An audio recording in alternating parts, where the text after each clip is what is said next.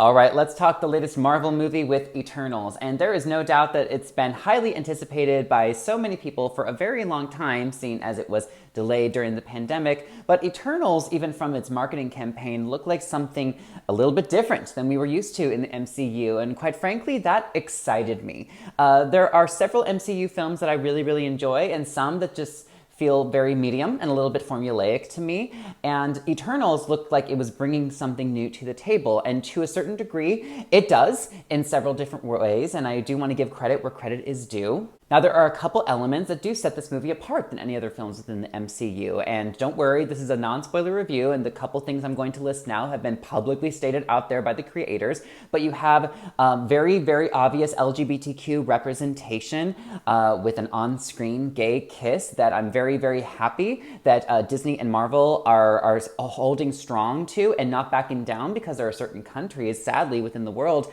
that asked for Disney to edit those scenes out, and Disney has held their ground. I think maybe for the first time in any of their past movies where there was some LGBTQ undertones, that they aren't changing it, they aren't cutting it, and therefore the movies are not going to play in those countries. And I'm really proud of Disney for honestly putting their foot down and allowing LGBTQ representation to be there. It's not a gigantic factor in the movie, let's not get ahead of ourselves, but I am very proud of Disney for allowing it. And it's also very refreshing for the MCU to bring something like that is a little bit more new to the MCU slate. And another small thing where I feel like this film took a bigger swing than any other Marvel movies is that there is one instance where there is more mature content in this film in the form of an adult sex scene. Don't worry, it's not HBO level, this is still a relatively family-friendly movie, but it was a more mature element that we haven't seen in an MCU film before, so I appreciated the effort in even going there. Now, before we get into dissecting this movie and what worked for me and didn't work for me, I do want to say that this movie did give a very exciting introduction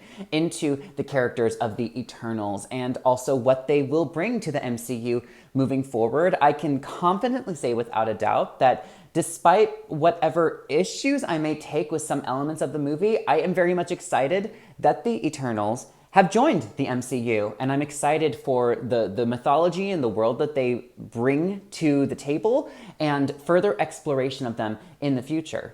Now, a little cheeky way I like to describe this movie is by calling it Screensaver, the Marvel movie, in that this movie, clocking in at over 2.5 hours, can feel a little long with some very beautiful visuals to look at along the way. Now, this movie definitely had some elements that were good and perfectly enjoyable, and I'll talk about those first, but there were several moments and several things about it where I feel like it did miss the mark. And I'm going to explain my reasons without spoilers.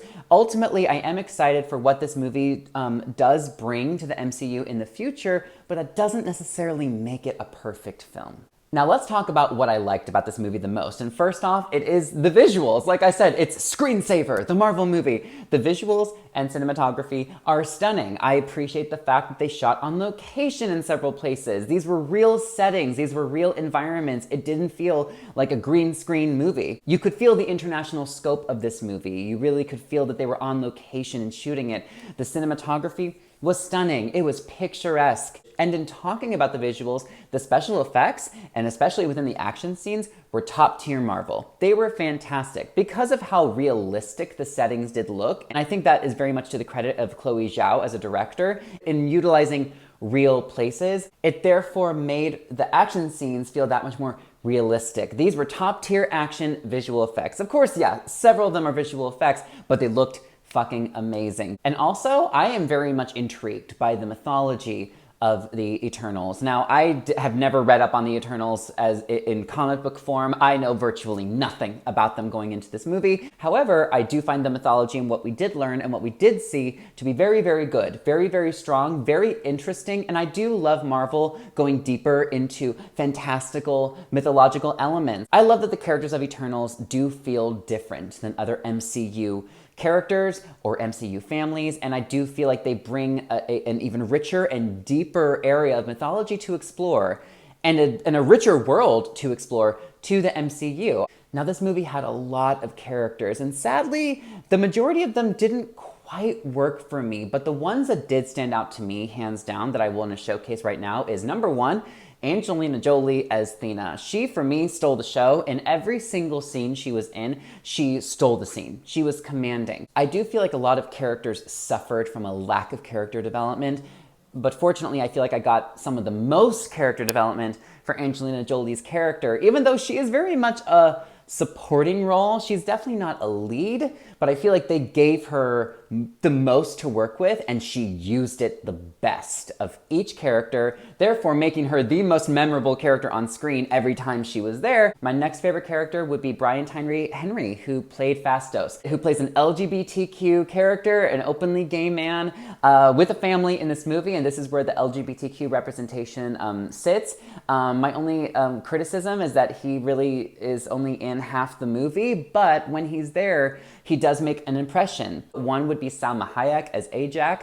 I feel like they really kind of shortchanged her character in terms of ways that make her stand out and really showcase her power set and what she brings to the team as the leader. However, Salma Hayek is such a great actress, and she really knocks her performance out of the park with what little they gave her. So it's like she did the absolute best and probably made it even better than it was in the script because of her ability, even though what they gave her in the script was definitely not good enough for her talents. And those are really the only characters I can really showcase in a positive light, because everyone else falls into an element of indifference, and that's going to bring our transition over into what didn't quite work with this movie. My biggest qualm with several of the characters is that they kind of feel like shells of a character. The two examples I'll give are Richard Madden as Icarus and Gemma Chan as Circe. I would argue that they are probably two of the leads of this movie, especially Circe. I feel like taking center stage and really showcasing herself as the primary hero of the movie. They both suffer from a lack of charisma and energy and likability. They're kind of wooden, they're kind of stiff, they're honestly really bland and passive throughout the entire movie. That sort of bleeds into several of these characters that I feel like the movie did not take the time to really give us enough moments of likability, enough moments to just spark that emotional connection to get us caring about these characters, because there are things that happen in this movie, there are tragic things that happen to certain characters that I feel like I was supposed to care about and should have made an emotional impact on me, but it didn't, because this movie did not stop to take the time to flesh out several of these characters and give us a reason to care, and really allow these actors to show off more range than just being kind of cookie cutter shell fitting these particular roles in order to move the plot along. And this brings me to my next point, in that I feel like this movie heavily suffered in the writer's room when it came to editing and the scripting, because this feels like all plot, no substance for 2.5 hours. There is so much story, there is so much narrative, and so many different side storylines with other characters or overarching storylines around the lore, but it just keeps moving along and doesn't give us a lot of time to really breathe and sit and get to know these characters, because they have to keep moving through the plot. It's all plot with very little heart, and that was the Achilles heel for me in this movie. They were always focusing on the next step and not spending nearly enough time in the present to make us care more about these characters. I feel like this movie tried to focus on too many story elements, and yes, it is a feat to try to balance so many characters with such a deep, dense mythological story of Eternals, but I think with the right director and the right writers, it definitely can be done. And even looking at this movie, I can already pinpoint what story elements I would have done away with. I would have cut altogether, because it didn't really add anything to the movie and only took away precious time that we could have spent over here getting to know these characters even more. But it also boils down to the dialogue written, and a lot of the dialogue was just kind of bland or stiff or wooden, or just said in such an exposition tone to keep the plot moving. I think the script really needed some more electricity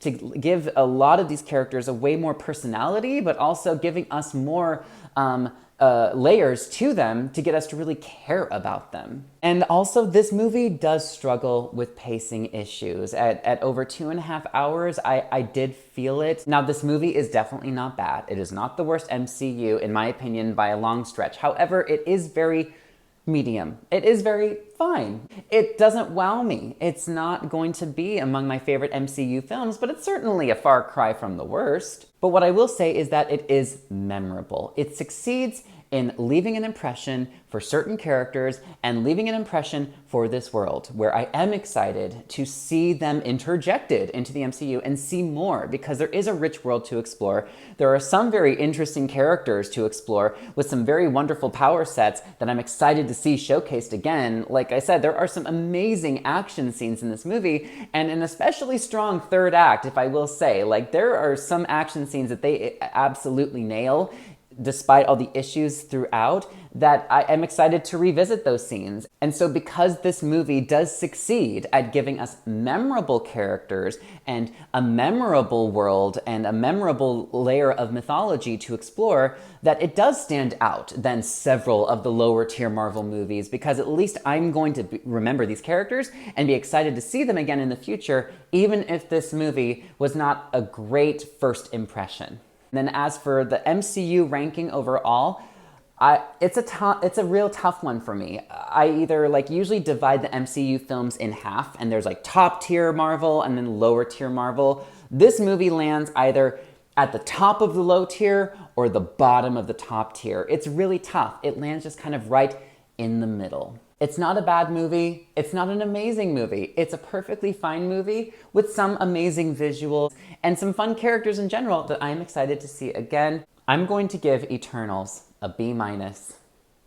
And that's my review for you. You can currently check out Eternals only in theaters. Now, I don't mean to ruffle any feathers or disappoint anybody by my lukewarm reaction, and to each their own. There might be those that love it, and that's fantastic. Feel free to leave your thoughts and opinions down below. As always, thank you all again for tuning in, and until next time, I'm Ryan Bamey, signing off. Bye, everyone.